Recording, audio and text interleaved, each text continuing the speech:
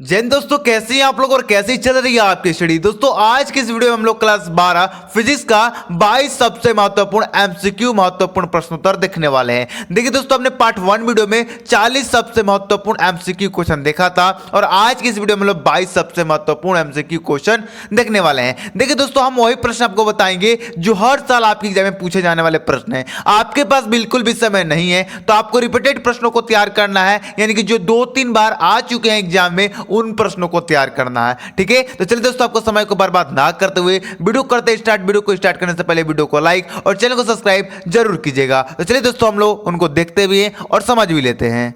देखिए दोस्तों, पहला प्रश्न है कि 1/√म्यू नॉट और एप्सिलॉन नॉट का मात्रक है। आपके पास ऑप्शन है न्यूटन प्रति कूलम, वेबर प्रति मीटर स्क्वायर, फैराडे या मीटर प्रति सेकेंड। तो इसका चौथा ऑप्शन बिल्कुल ही सही हो जाएगा। ठीक है, चलिए दूसरा प्रश्न देख लीजिए। किस विकिरण की तरंग दैर्ध्य न्यूनतम होती है? ऑप्शन एक्स किरणें, बीटा किरणें और ऑप्शन आपका गामा किरणें या नॉट, यानी कि इनमें से कोई नहीं। तो देखिए दोस्तों, इसका तीसरा ऑप्शन बिल्कुल ही सही हो जाएगा, गामा किरणें। क्लियर है, आगे बढ़े। आगे 3 नंबर प्रश्न है कि कोई प्रकाश वायु में जल में प्रवेश करता है तो क्या अपरिवर्तित रहेगा? तो यहां पर ऑप्शन है वेग, आयाम, तरंग दैर्ध्य या आवृत्ति। तो बता दीजिए, अगर आपको जिस क्वेश्चन का आंसर मालूम है उसे कमेंट करके बता दीजिएगा और जिसका नहीं मालूम होगा उससे आप लोग अच्छी तरह से याद कर लीजिएगा। ठीक है, देखिए दोस्तों, इस क्वेश्चन का राइट ऑप्शन हो जाएगा चौथा, आवृत्ति। क्लियर है, चलिए आगे देखिए।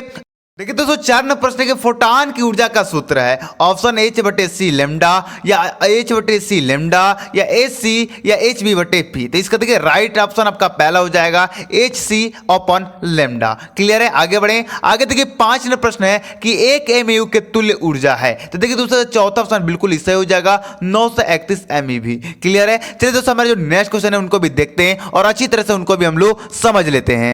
देखिए दोस्तों, 6 नंबर क्वेश्चन है कि पीएन संधि डायोड की अवक्षय परत में होते हैं। तो देखिए, ना इलेक्ट्रॉन होते हैं और ना ही कोटर होते हैं। क्लियर है, आगे बढ़े। 7 नंबर प्रश्न है कि पी टाइप का अर्धचालक बनाने के लिए शुद्ध सिलिकॉन या जर्मेनियम में मिलाया जाने वाला पदार्थ है तो एल्युमिनियम है, यह आप सभी लोगों को मालूम है। ठीक है, आगे बढ़े। आगे 8 नंबर प्रश्न है कि वायु में 1 सेंटीमीटर दूरी पर रखे प्रत्येक 1 माइक्रोकूलम के 2 धनात्मक बिंदु आवेश के निकाय की विद्युत ऊर्जा है। ये एक प्रकार का न्यूमेरिकल है। अगर आप विद्युत ऊर्जा यहां पर निकालेंगे, अगर इसे सॉल्व करेंगे तो आपको यहां पर आंसर प्राप्त होगा बच्चों, आप लोगों का तीसरा ऑप्शन बिल्कुल ही सही हो जाएगा 0.9 जूल। ठीक है, क्लियर कर लीजिएगा, इसे आप लोग निकाल लीजिएगा विद्युत ऊर्जा के सूत्र पर रख के। ठीक है, चलिए 9 नंबर प्रश्न अगर नहीं निकालने तो कमेंट कीजिएगा, मैं कमेंट में आपको समझा दूंगा। क्लियर है, 9 नंबर प्रश्न है कि निम्नलिखित में से धारिता का मात्रक कौन सा है? तो देखिए, कूलम वोल्ट -1 है, ये आपका धारिता का मात्रक है। क्लियर है, चलिए दोस्तों, हमारे और नेक्स्ट क्वेश्चन है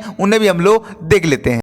देखिए दोस्तों, 10 नंबर प्रश्न की एक समान चुंबकीय क्षेत्र B में बल रेखाओं के समांतर एक इलेक्ट्रॉन जिसका आवेश E है वेग से चलता है। इलेक्ट्रॉन पर लगने वाला लॉरेंज बल है। देखिए दोस्तों, अगर हम विद्युत चुंबकीय क्षेत्र में अगर बल रेखाएं अगर समांतर चल रही हैं तो उसका जो लॉरेंज बल होता है वो सदैव 0 होता है। इसका तीसरा ऑप्शन बिल्कुल ही सही हो जाएगा। यदि समांतर है तो 0 ऑप्शन होगा, आप लोग याद रखिएगा। ठीक है, चलिए आगे देखिए बच्चों। 11 नंबर प्रश्न है कि एक प्रकाशित तंतु में तंतु के ऊपर लेप की गई सतह का अपवर्तनांक होगा या है? तो इसका दूसरा ऑप्शन बिल्कुल ही सही हो जाएगा, तंतु के पदार्थ से कम। क्लियर है, आगे बढ़े। आगे 12वां प्रश्न है कि प्रकाशित तंतु में निम्न में से प्रकाश के किस गुण का प्रयोग किया जाता है? तो देखिए, पूर्ण आंतरिक परिवर्तन का उपयोग किया जाता है, यानी कि प्रयोग किया जाता है। क्लियर है, आगे बढ़े। 13वां प्रश्न है कि किसी गतिमान कण से संबंध ड्रीब्रागिल तरंग के तरंग दैर्ध्य निर्भर नहीं करता है तो आवेश पर। क्लियर है, चलिए दोस्तों, हमारे जो और नेक्स्ट क्वेश्चन है उन्हें भी हम लोग देख लेते हैं।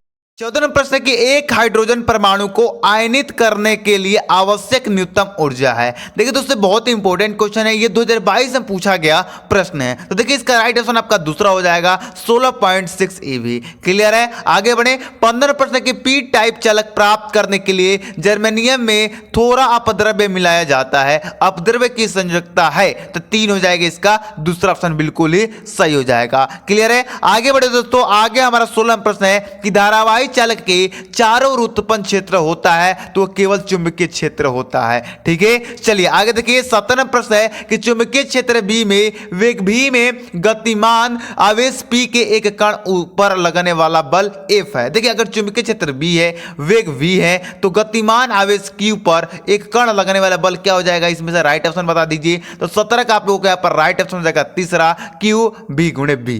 क्लियर है? चलिए दोस्तों हमारे जो नेक्स्ट क्वेश्चन है उससे भी हम लोग देख लेते हैं। 18वां प्रश्न है कि चुंबकीय क्षेत्र B के लंबवत v वेग से चलने वाले आवेश q पर लगने वाले बल F का मान है। देखिए उसी प्रकार का क्वेश्चन है लेकिन यहाँ पर थोड़ा बहुत चेंजिंग किया गया है, तो यहाँ पर ऑप्शन भी चेंज हो जाएगा। इसका पहला ऑप्शन सही हो जाएगा QVB। क्लियर है? चलिए आगे देखिए 19वां प्रश्न है कि चुंबकीय युमांतर तथा भौगोलिक युमांतर के बीच के कोण को कहते हैं, क्या कहते हैं? बहुत ईजी क्वेश्चन है बच्चों। तीसरा ऑप्शन इसका सही हो जाएगा दिक्पात कोण कहते हैं। ठीक है, चलिए आगे देखिए 20वां प्रश्न की यदि एक दूरदर्शी की अभिदर्शक तथा नेत्रिका की फोकस दूरियां क्रमशः f0 तथा fe है तो उसकी आवर्धन क्षमता लगभग होगा। तो देखिए इसका दोस्तों अगर हम बात करें तो इसका तीसरा ऑप्शन बिल्कुल सही हो जाएगा -m0/fe। क्लियर है? आगे देखिए 21वां प्रश्न है कि पूर्ण आंतरिक अपवर्तन संभव नहीं है यदि प्रकाश का गमन होता है। तो देखिए दोस्तों इसका राइट ऑप्शन हो जाएगा आपका दूसरा कान से जल में गमन करने वाली जो संभव नहीं है, ये आपका तीसरा ऑप्शन बिल्कुल ही सही हो जाएगा। ठीक है, चलिए दोस्तों हमारे जो नेक्स्ट क्वेश्चन है उन्हें भी हम लोग देख लेते हैं।